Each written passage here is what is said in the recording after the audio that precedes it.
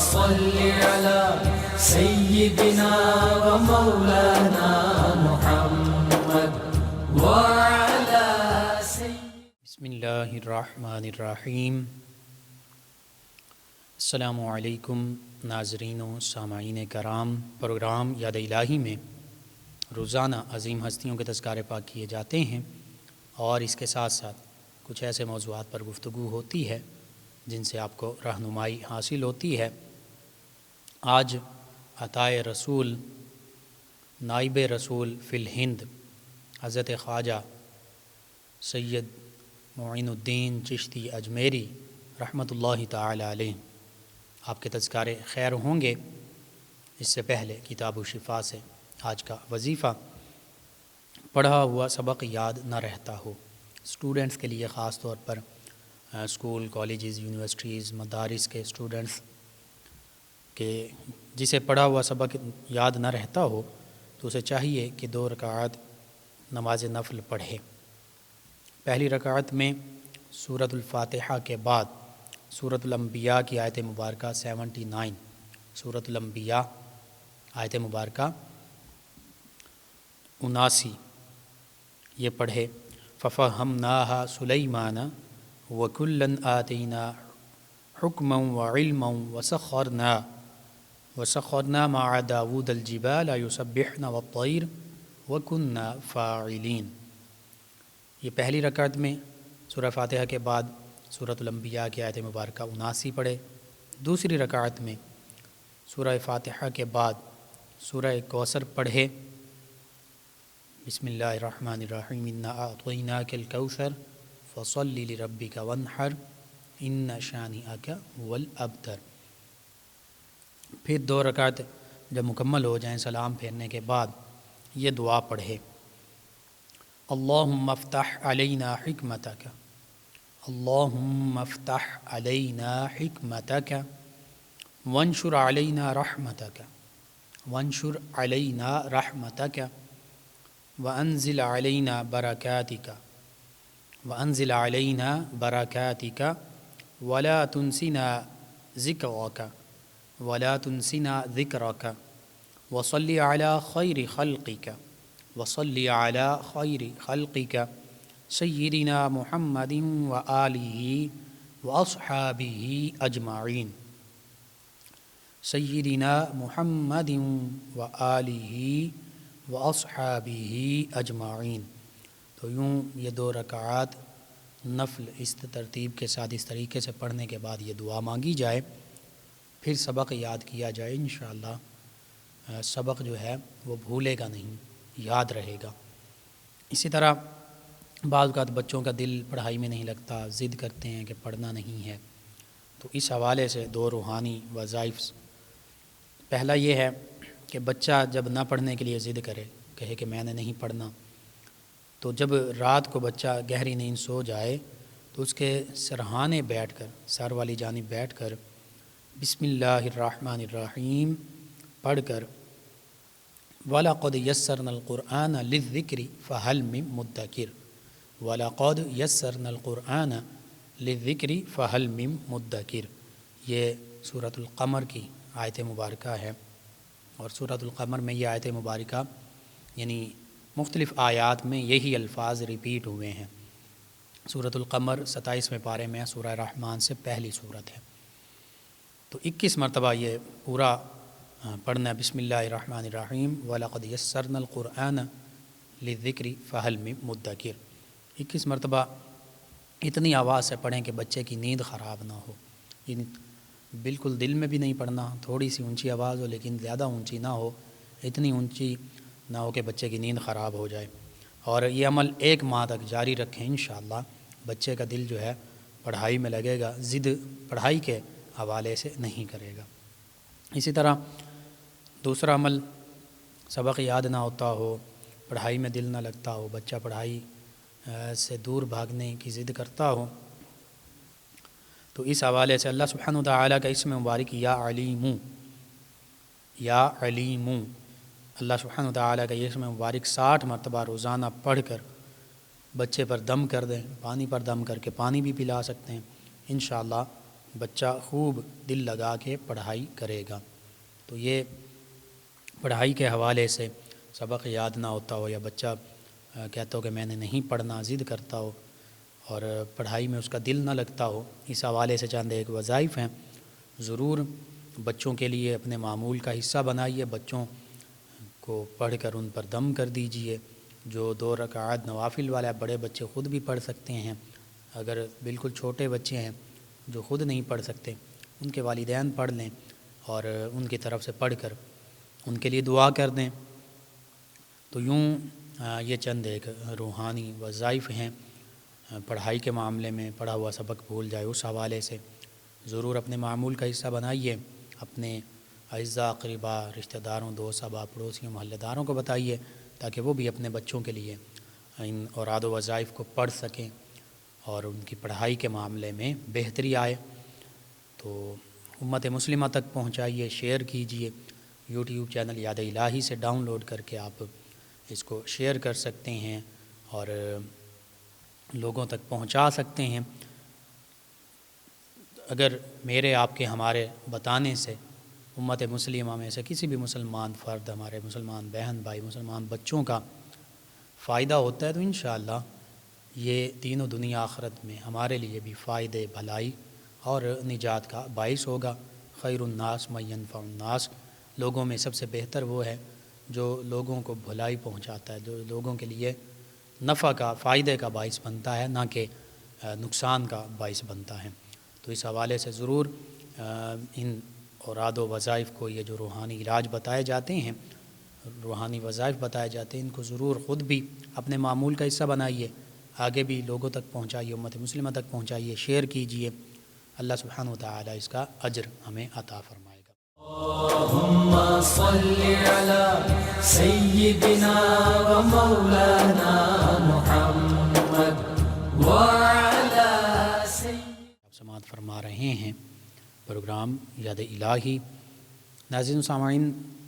سلطان الہند، عطائے رسول، نائب رسول فی الہند، حضرت خواجہ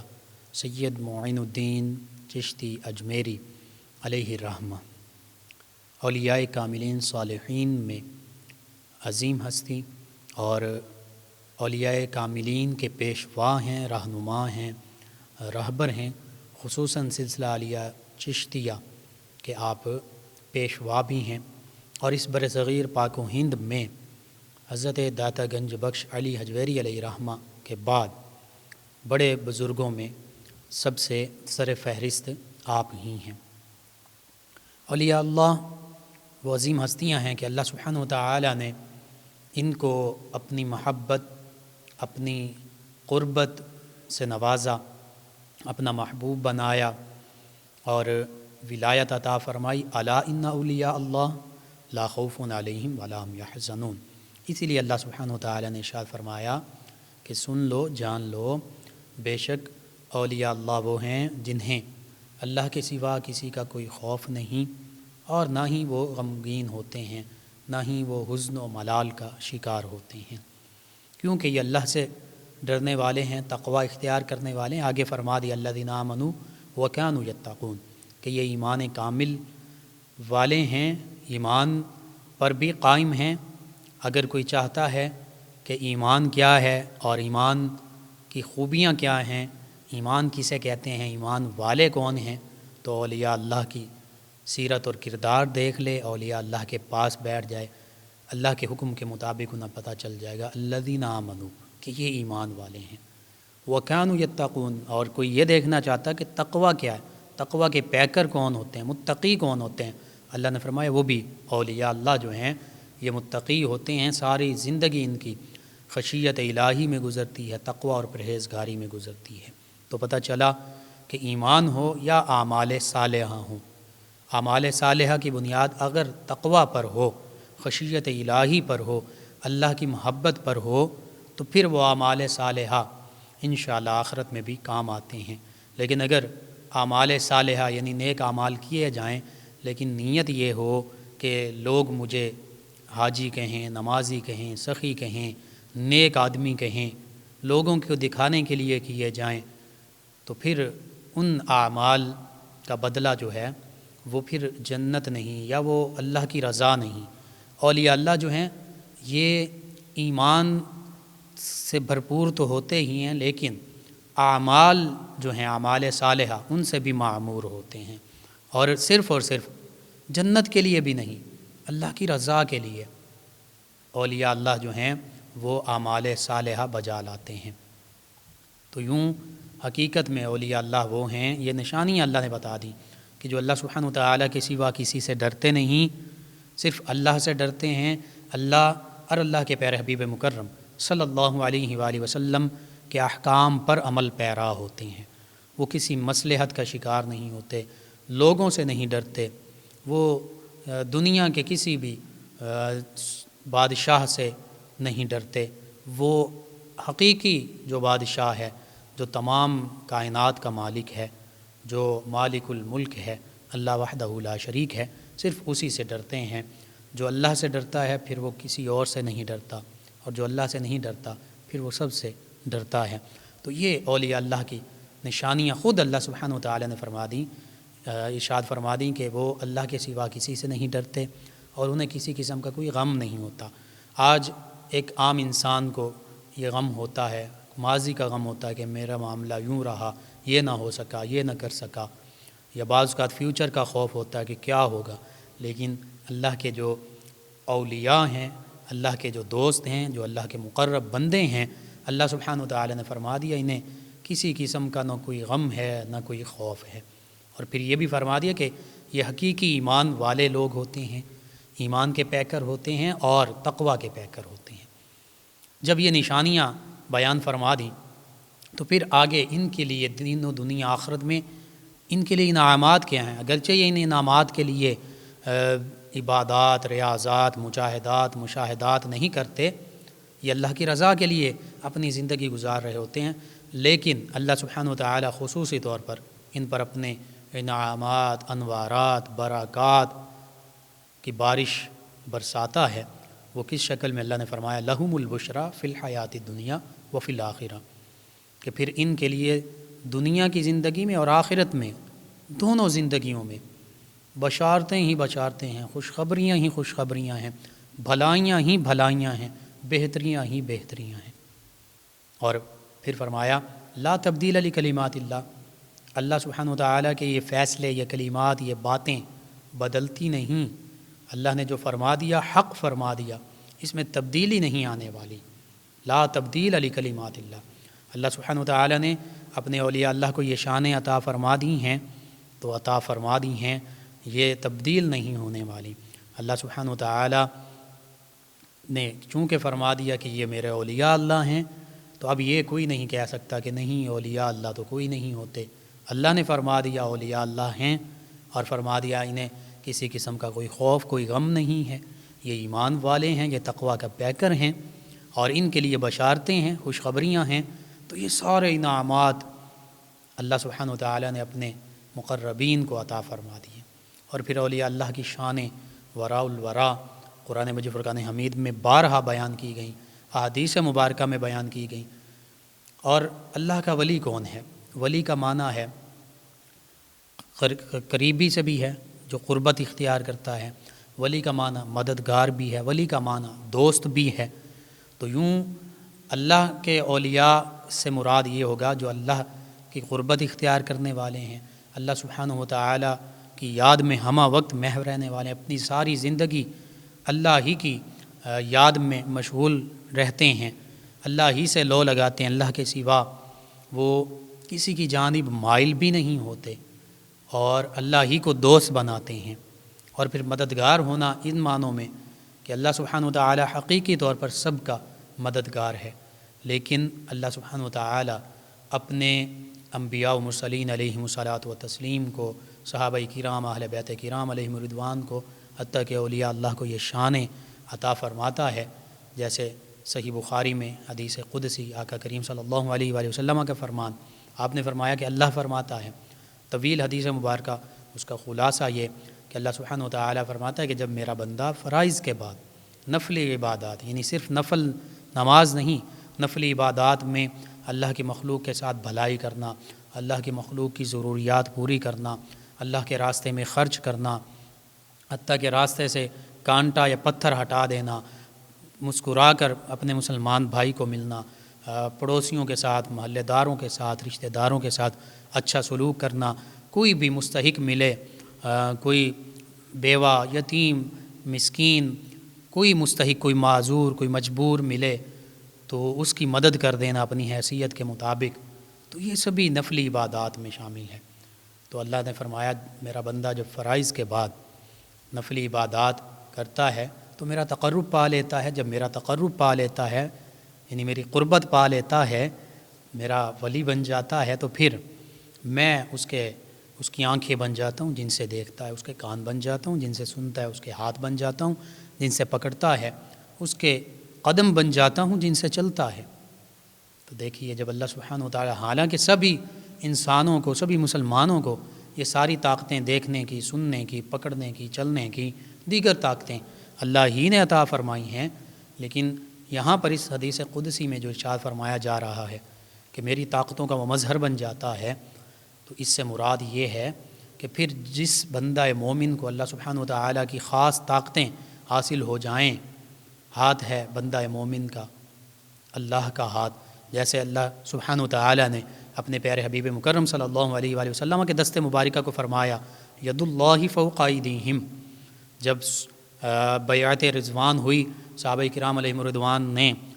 جہاد کے لیے موت پر آقا کریم صلی اللہ علیہ وآلہ وسلم کے دست مبارکہ پر بیعت کی کہ ہم اللہ کے راستے میں لڑیں گے، چاہے ہماری زندگیاں بھی اللہ کے راستے میں قربان ہو جائیں، چلی جائیں۔ تو موت پر، جہاد پر جب بیعت رضوان ہوئی، اللہ کے پیارے حبیب مکرم صلی اللہ علیہ وآلہ وسلم کا دست مبارکہ سب سے اوپر تھا، تو اللہ سبحانہ وتعالی نے اس دست مبارکہ کو فرمایا ید اللہ فوق ایدیہم، سب سے اوپر اللہ سبحانہ وتعالی کا دست کاملہ تھا، دست قدرت تھا۔ حالانکہ اللہ سبحانہ وتعالی تو جسم سے پاک ہے، اور حقیقت ہے اللہ سبحانہ وتعالی کا کوئی جسم نہیں، لیکن یہاں مراد یہ ہے اللہ سبحانہ وتعالی اپنے پیارے حبیب مکرم صلی اللہ علیہ وآلہ وسلم کے دست مبارکہ کو اپنا دست قدرت فرما رہا ہے، جیسا کہ اللہ سبحانہ وتعالی کی شان کے لائق ہے۔ تو پتہ چلا کہ نبی رحمت صلی اللہ علیہ وآلہ وسلم کا دست مبارکہ وہ اللہ کا دست قدرت ہے۔ تو یوں ہی یہ سلسلہ ہاتھ سے ہاتھ ملتا گیا، نبی کریم صلی اللہ علیہ وآلہ وسلم سے صحابہ کرام علیہم الرضوان نے بیعت کی، اہل بیت کرام علیہم الرضوان نے بیعت کی، ان عظیم ہستیوں سے تابعین کرام نے بیعت کی، تبع تابعین کرام نے بیعت کی، اسی طرح فقہائے دین، علماء دین، اولیاء کاملین، صالحین نے، یوں یہ سلسلہ آج تک قائم ہے، یوں بیعت ہوتی گئی، اور یہ جو ہاتھ پر ہاتھ ہوتا ہوتا یہ آقا کریم صلی اللہ علیہ وآلہ وسلم کے دست مبارکہ تک یہ ایک مرید کا ہاتھ پہنچ جاتا ہے، اور پھر اس دست مبارکہ کو اللہ سبحانہ وتعالی نے اپنا دست قدرت فرما دیا ہے۔ یہ اللہ کی طرف سے شانیں عطا کی جاتی ہیں، اور پھر جب اللہ کی طرف سے خاص قوت سماعت، قوت بصارت، پکڑنے کی طاقت، چلنے کی طاقت، دیکھنے کی طاقت، سننے کی طاقت مل جائے، تو پھر یہ ہوتا ہے کہ سیدنا عمر فاروق اعظم رضی اللہ عنہ مدینہ طیبہ میں بیٹھے ہوئے دیکھ رہے ہوتے ہیں کہ حضرت ساریہ رضی اللہ عنہ صحابی رسول جو نہامند میں ہیں، کئی سینکڑوں ہزاروں کلومیٹر دور عراق میں صحابہ کرام علیہم رضوان جنگ کر رہے ہیں، کفار کے ساتھ لڑ رہے ہیں، سیدنا عمر فاروق اعظم رضی اللہ عنہ مدینہ طیبہ میں بیٹھے ہوئے انہیں دیکھ بھی رہے ہیں، اور پھر وہ جو لشکر پیچھے سے کفار کا آتا ہے پہاڑ کے پیچھے سے اوٹ سے چھپ کر، تو اس موقع پر حضرت ساریہ رضی اللہ عنہ کو مدینہ طیبہ سے فرماتے ہیں یا ساریہ الجبل، اے ساریہ پیچھے پہاڑ کی جانب دیکھو، دشمن پیچھے سے آ رہا ہے۔ تو پھر اللہ سبحانہ وتعالی یہ شانیں، یہ طاقتیں عطا فرما دیتا ہے۔ تو صحابہ کرام علیہم رضوان کو شانیں عطا فرمائیں، انبیاء کرام علیہم السلام کو شانیں عطا فرمائیں، تو پھر میرے آپ کے ہم سب کے آقا و مولا صلی اللہ علیہ وآلہ وسلم کی عظمت و رفعت اور شان کا کیا درجہ ہوگا، ہماری ناقص عقلیں، ہماری ناقص فہم تو ادراک ہی نہیں کر سکتی۔ اسی طرح اللہ کے پیارے حبیب مکرم صلی اللہ علیہ وآلہ وسلم کے تصدق اور صدقے سے اللہ سبحانہ وتعالی نے اولیاء کاملین صالحین کو یہ شان عطا فرمائیں، جس کا صحیح بخاری کی اس حدیث قدسی میں اللہ سبحانہ وتعالی نے ذکر فرمایا تو یہ اللہ کے جو اولیاء ہیں یہ اللہ کے بہت ہی مقرب بندے ہیں، اور صرف اس وجہ سے کہ انہوں نے اللہ سبحانہ و تعالیٰ کی رضا کی خاطر اپنا سب کچھ اللہ کے راستے میں قربان کر دیا۔ حضرت خواجہ معین الدین چشتی اجمیری علیہ رحمہ، جب ہم آپ کے تذکارے پاک پڑھتے ہیں تو ہمیں پتہ چلتا ہے کہ آپ نے بھی اسلام کی خاطر، دین کی خاطر اور اللہ کے پیارے حبیب مکرم صلی اللہ علیہ وآلہ وسلم کی تعلیمات کے مطابق اپنا گھر بار چھوڑا، اپنا کاروبار، اپنا پراپرٹی، جائیداد، ہر چیز چھوڑی، اللہ کے راستے میں قربان کر دی، اور پھر ظاہری علوم بھی حاصل کیے، باطنی علوم بھی حاصل کیے، یعنی وَيُعَلِّمُهُمُ الْكِتَابَ وَالْحِكْمَةَ وَيُزَكِّيهِمْ، کتاب و حکمت کی تعلیم، قرآن و سنت کی تعلیم بھی حاصل کی، وَيُزَكِّيهِمْ، تزکیہ باطن، جو اللہ سبحانہ وتعالی نے فرمایا کہ نبی رحمت صلی اللہ علیہ وآلہ وسلم صحابہ کرام علیہم رضوان کو کتاب و حکمت کی تعلیم بھی دیتے ہیں اور ان کا تزکیہ باطن بھی فرماتے ہیں۔ تو یوں ہی اسی سنت مبارکہ کو قائم رکھتے ہوئے، اس پر عمل کرتے ہوئے حضرت خواجہ معین الدین چشتی اجمیری علیہ رحمہ نے ظاہری علوم، قرآن و سنت کے علوم بھی اخذ کیے، حاصل کیے، اور پھر باطنی علوم، تزکیہ باطن کے علوم بھی حاصل کیے، اور ظاہر و باطن مصفہ، مجلہ، مزکہ جب پہلے بھی تھا، سادات میں سے تھے، لیکن مزید جب جلا اللہ سبحانہ وتعالی نے بخشی تو پھر اسی دین اسلام کی شمع کو روشن کرنے کے لیے اللہ کے پیارے حبیب مکرم صلی اللہ علیہ وآلہ وسلم کے حکم کے مطابق آپ یہاں ہندوستان برصغیر میں تشریف لائے، اجمیر تشریف لائے، اور پھر یہ اجمیر، یہ ہندوستان کہ جو جہالت اور شرک کے گھٹا ٹوپ اندھیروں میں ڈوبا ہوا تھا، کہ بتوں کی پوجا کی جاتی تھی، کسی کو نہیں معلوم تھا، بہت ہی تھوڑی تعداد میں مسلمان یہاں بستے تھے، اکثریت ہندوؤں کی تھی، اکثریت ان لوگوں کی تھی جو اللہ سبحانہ وتعالی کی عبادت نہیں کرتے تھے بلکہ بتوں کی پوجا کرتے تھے، بتوں کی پرستش کرتے تھے، ایک نہیں کئی درجنوں سینکڑوں بتوں کو اپنا خدا بنایا ہوا تھا۔ تو اس کفرستان میں اللہ کے پیارے حبیب مکرم صلی اللہ علیہ وآلہ وسلم کی اولاد اطہار میں سے یہ عظیم ہستی تشریف لاتی ہیں اور اس کفرستان کو پھر قرآن و سنت اور دین اسلام کی شمع سے روشن کر دیتے ہیں۔ حضرت خواجہ معین الدین چشتی اجمیری علیہ رحمہ، جب ہم آپ کا تذکرہ کرتے ہیں تو آپ خاندان نبوت کے چشم و چراغ بھی ہیں اور علوم نبوت کے وارث بھی ہیں، اور پھر نجیب الطرفین سادات میں سے ہیں، یعنی حسنی بھی ہیں، حسینی بھی ہیں۔ والد گرامی آپ کے سید غیاث الدین علیہ رحمہ، وہ بھی اولیاء اللہ کے نیک بندوں میں شامل، اور بظاہر وہ امیر بھی تھے، امراء میں شامل تھے، پراپرٹی تھی، جائیداد تھی، باغات تھے، پن چکی تھی۔ اسی طرح آپ کی والدہ ماجدہ، وہ بھی بہت زیادہ نیک صالحہ خاتون تھیں، اللہ کی عبادت میں ہمہ وقت محو رہتیں۔ اگر آپ کا سلسلہ نسب کی بات کی جائے تو آپ والد گرامی کی جانب سے حسینی سید ہیں۔ آپ کا سلسلہ نسب یوں ہے: حضرت خواجہ سید معین الدین چشتی اجمیری سنجری یا سجزی علیہ رحمہ بن سید غیاث الدین حسن بن سید احمد حسن بن سید طاہر حسن بن سید عبدالعزیز بن سید ابراہیم بن سیدنا امام علی رضا بن سیدنا امام موسیٰ کاظم بن سیدنا امام جعفر صادق بن سیدنا امام محمد باقر بن سیدنا امام علی زین العابدین بن سیدنا امام حسین بن سیدنا علی المرتضیٰ کرم اللہ تعالی ورضوان اللہ علیہم اجمعین۔ تو یوں والد گرامی سے تقریباً 16-17 نسبتوں کے بعد آپ سیدنا علی المرتضیٰ اور پھر سیدہ فاطمہ الزہرا طیبہ طاہرہ رضی اللہ عنہا، جو کہ مولا مرتضیٰ شیر خدا سیدنا علی المرتضیٰ کرم اللہ وجہ الکریم کی زوجہ مطہرہ ہیں، ان کی نسبت سے آقا کریم صلی اللہ علیہ وآلہ وسلم کے ساتھ آپ کا سلسلہ نسب جو ہے یہ متصل ہو جاتا ہے۔ حسینی سید ہیں والد گرامی کی طرف سے۔ اسی طرح والدہ ماجدہ، جب ہم ان کا تذکرہ کرتے ہیں، وہ حسنی سادات میں سے ہیں، تو ان کا شجرہ نسب یوں ہے کہ اگر آپ کا نام نامی اس میں گرامی ہے حضرت خواجہ سید معین الدین چشتی اجمیری علیہ رحمہ، بن سیدہ بی بی ام الورا بی بی ماہنور آپ کی والدہ ماجدہ، بنت سید داود بن سید عبداللہ حنبلی بن سید یحییٰ زاہد بن سید محمد روحی بن سید داود بن سید موسیٰ ثانی بن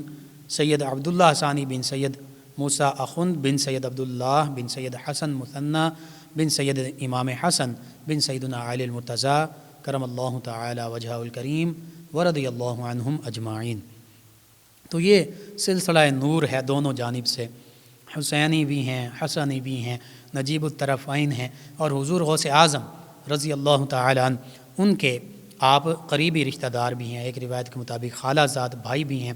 تو یوں حضرت خواجہ معین الدین چشتی اجمیری علیہ رحمہ کو یہ خاندانی عظمت اور شرف بھی حاصل ہوا۔ آپ کی تاریخ ولادت باسعادت جو ہے اکثر مورخین کا نزدیک 14 رجب المرجب 537 ہجری، بعض نے 536 ہجری کا بھی ذکر کیا۔ سجستان خراسان کا یہ علاقہ سجستان، یہاں پر آپ کی ولادت باسعادت ہوتی ہے، اور آپ کی والدہ ماجدہ خود بیان کرتی ہیں کہ جب آپ ان کے شکم مبارک میں تھے تو فرماتی کہ مجھے میرے دل کو عجیب مسرت اور راحت محسوس ہوتی تھی، اور گھر میں ہر طرف خیر و برکت اور نورانیت ہی نورانیت نظر آتی تھی۔ آپ کے والد گرامی بھی نہایت پرہیزگار اور نیک تینت انسان تھے۔ جب آپ کی عمر مبارکہ، چونکہ اس دور میں یہ ایک رواج تھا کہ 4 سال کے بعد بچوں کو مکتب میں بٹھایا جاتا، تو آپ کا گھرانہ تو علمی روحانی گھرانہ، سادات کا گھرانہ تھا۔ گھر سے ہی آپ کو ابتدائی علوم جو ہیں، گھر سے ہی آپ کی تربیت ایسے خوبصورت روحانی ماحول میں ہوئی، قرآن مجید، فرقان حمید اور دیگر علوم جو ہیں گھر سے ہی آپ نے اپنے والد گرامی سے سیکھنا شروع کیے۔ پھر اس کے بعد آپ نے 9 سال کی عمر میں ہی قرآن مجید فرقان حمید حفظ کر لیا، اور پھر اس کے بعد اپنے علاقے سے بھی آپ نے ظاہری جو دینی علوم ہیں وہ سیکھے، لیکن 14 اور 15 سال کی عمر کے دوران آپ کے والد اور والدہ ماجدہ ان کا وصال ہو گیا۔ وراثت میں آپ کے لیے ایک پن چکی اور ایک باغ جو ہے وہ آپ کے والدین نے چھوڑا، وہ آپ کی وراثت میں ملا۔ اب چونکہ آپ نوجوان تھے اور بلوغت کی عمر کو پہنچ چکے تھے، آپ خود کام کرتے اپنے باغات میں، پن چکی پر خود ہی رزق حلال کا انتظام کیا کرتے، رزق حلال کماتے اور اللہ کی عبادت بھی کیا کرتے۔ ایک دن یوں ہوا کہ ایک مجذوب درویش حضرت خواجہ ابراہیم قندوزی علیہ رحمہ وہ آپ کے باغ کے قریب سے گزرے، انہوں نے آپ کو دیکھا تو وہ سادات کرام کا جو ایک نور ہوتا ہے، جو فیضان ہے، جو سعادت ازلی پیشانی پر چمک رہی ہے، اس کو دیکھا تو بہت خوش ہوئے۔ اور انہوں نے جب حضرت خواجہ معین الدین چشتی اجمیری علیہ رحمہ نے دیکھا کہ بزرگ تشریف لائے ہیں تو ان کی بہت ہی زیادہ خدمت کی، تواضع کی، انگور جو ہیں ان کی خدمت میں پیش کیے، ان کے پاس بیٹھے تو انہوں نے بھی پنیر کی روٹی کا ٹکڑا جو ہے وہ چبا کر ان کو دیا بڑی محبت کے ساتھ۔ اور اولیاء اللہ کی یہ عظمت ہے نبی کریم صلی اللہ علیہ وآلہ وسلم ہی کے تصدق سے کہ وہ جو لنگر ہوتا ہے یا جو ان کے منہ کا تبرک ہوتا ہے، جو کوئی چیز چبا کر دے دیں یا اپنے ساتھ کھانے میں شامل کر لیں یا اپنے ہاتھ سے ہی دے دیں، اس میں بھی فیضان بندے کو حاصل ہوتا ہے، اس سے بھی برکات حاصل ہوتی ہیں۔ تو بس وہ ایسی برکات حاصل ہوئیں، وہ جو چبا کر پنیر کا ٹکڑا دیا تھا کہ جب حضرت سلطان الہند علیہ رحمہ نے اس کو کھایا تو دل کی دنیا ہی بدل گئی۔ پہلے بھی سادات کرام کا جو فیضان تھا وہ آپ کو حاصل تھا، لیکن اس کو مزید جلاب اللہ سبحانہ وتعالی نے عطا فرمائی، اور پھر دنیا سے آپ کا دل اچاٹ ہو گیا۔ آپ نے پنچکی بیچ دی، باغ بیچ دیا، گھر بیچ دیا، سبھی جو پیسے اکٹھے ہوئے فقراء، مساکین، محتاج، ضرورت مندوں میں تقسیم کر دیے، اور پھر بخارا سمرقند کی جانب چلے گئے، جہاں تقریباً 5 سال رہ کر مزید آپ نے علوم حاصل کیے، قرآن، حدیث، تفسیر، اصول تفسیر، حدیث، اصول حدیث، فقہ، منطق، تمام علوم حاصل کیے۔ پھر اس کے بعد وہاں پر مولانا حسام الدین بخاری، مولانا شرف الدین علیہم الرحمہ، ان جیسے بڑے بڑے علماء سے آپ نے فیضان حاصل کیا۔ اس کے بعد پھر آپ نے سیاحت شروع کی، بغداد، حرمین شریفین، نیشاپور، دیگر جو مشرق وسطیٰ کے ممالک ہیں وہاں سے ہوتے ہوئے، کئی بزرگان دین سے ملتے ہوئے، فیض یاب ہوتے ہوئے پھر قصبہ ہارون پہنچے، حضرت عثمان ہارونی علیہ رحمہ ان کے بیعت ہوئے، 20 سال ان کی خدمت میں رہے، ریاضات مجاہدات کرتے رہے اور انہوں نے خلقہ خلافت عطا کیا۔ پھر کعبۃ اللہ حاضری ہوئی اپنے مرشد گرامی کے ساتھ، وہاں پر بھی غیب سے ندا آئی کہ یہ ان کو ہم نے قبول کیا۔ اسی طرح نبی رحمت صلی اللہ علیہ وآلہ وسلم کی بارگاہ میں مدینہ طیبہ حاضر ہوئے، سلام عرض کیا، السلام علیکہ یا خاتم النبیین، تو جواب میں یہی آیا وعلیکم السلام یا قطب المشائخ، اے قطب المشائخ آپ کو بھی سلام ہو۔ بہرحال نبی رحمت صلی اللہ علیہ وآلہ وسلم ہی کے حکم کے مطابق آپ پھر برصغیر ہندوستان میں تشریف لائے، لاہور سے ہوتے ہوئے حضور داتا گنج بخش علی اجمیری علیہ رحمہ کے مزار مبارکہ پر بھی چلہ کیا، تو وہاں سے بھی فیوز و برکات حاصل کیے۔ اور آپ جب اس سارے راستے میں آتے ہوئے ہزاروں لاکھوں لوگ آپ کے دست مبارکہ پر بیعت ہوتے گئے، حتیٰ کہ آپ کے بارے میں آتا ہے کہ 90 لاکھ تک لوگوں نے آپ کے دست مبارکہ پر بیعت کی اور اسلام کو قبول کیا، مشرف با اسلام ہوئے۔ آج بھی اجمیر شریف میں آپ علیہ رحمہ کے مزار مبارکہ پر لاکھوں کی تعداد میں لوگ حاضر ہوتے ہیں، حتیٰ کہ تمام مذاہب کے لوگ حاضر ہوتے ہیں، اور بہت بڑی ایک مقدار میں وہاں پر کھانے کا بھی انتظام ہوتا ہے، لنگر کا انتظام ہوتا ہے، حتیٰ کہ اس لنگر کے لیے نیچے سیڑھیاں لگائی جاتی ہیں، ان سے سیڑھیوں سے وہ نیچے اترتے ہیں لوگ، اور وہاں پہ کھانے کا انتظام بنانے کا ہوتا ہے، وہاں سے نکالنے کا ہوتا ہے، تو بہت وسیع انتظام۔ حضور سیدنا خواجہ معین الدین چشتی اجمیری علیہ رحمہ کے تذکار پاک جو ہیں ان پر جتنی بھی گفتگو کی جائے کم ہے۔ چند ایک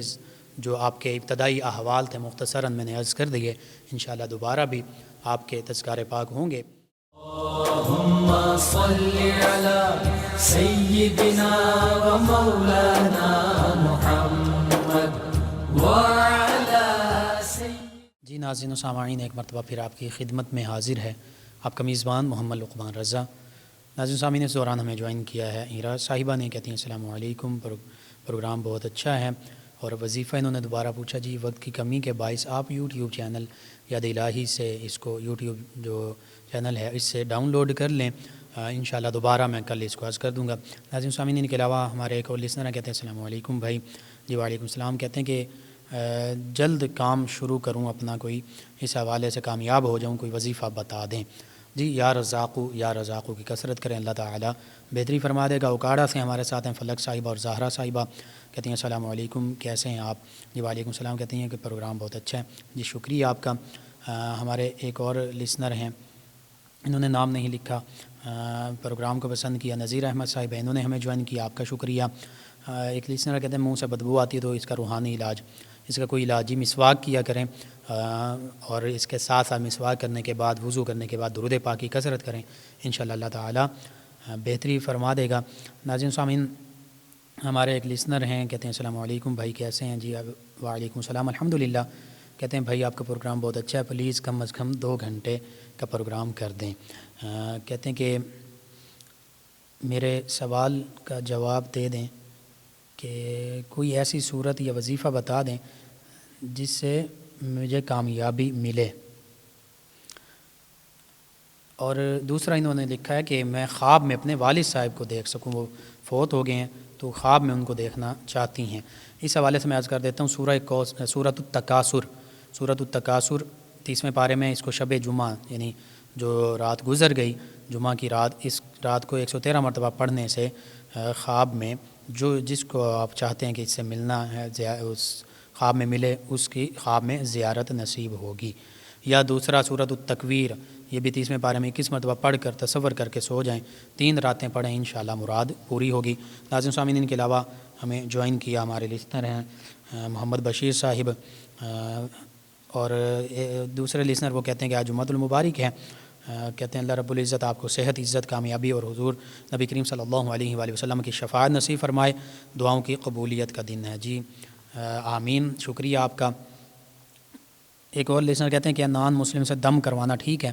جی نان مسلم سے علاج بھی عام حالات میں نہیں کروانا چاہیے، بہت کوئی مجبوری ہو تو پھر علاج کروایا جا سکتا ہے، تو دم تو قرآن حدیث کے مطابق ہوتا ہے، بالکل نہیں کروا سکتے نان مسلم سے۔ ناظرین سامعین، آپ تمام ویورز کا، لسنرز کا بہت شکریہ کہ آپ ہمیں جوائن کرتے ہیں، اپنے فیڈ بیک سے ہمیں آگاہ کرتے ہیں، اور ہمارے پروگرام میں شامل ہوتے ہیں۔ ناظرین سامعین، پروگرام یاد الہی کا وقت ختم ہو جاتا ہے۔ انشاءاللہ کل صبح دوبارہ آپ سے ملاقات ہوگی۔ پروگرام یاد الہی میں اپنے میزبان محمد لقمان رضا اور ہماری ٹیم کو اجازت دیجیے۔ اللہ نگہبان۔ اللهم صل على سيدنا ومولانا محمد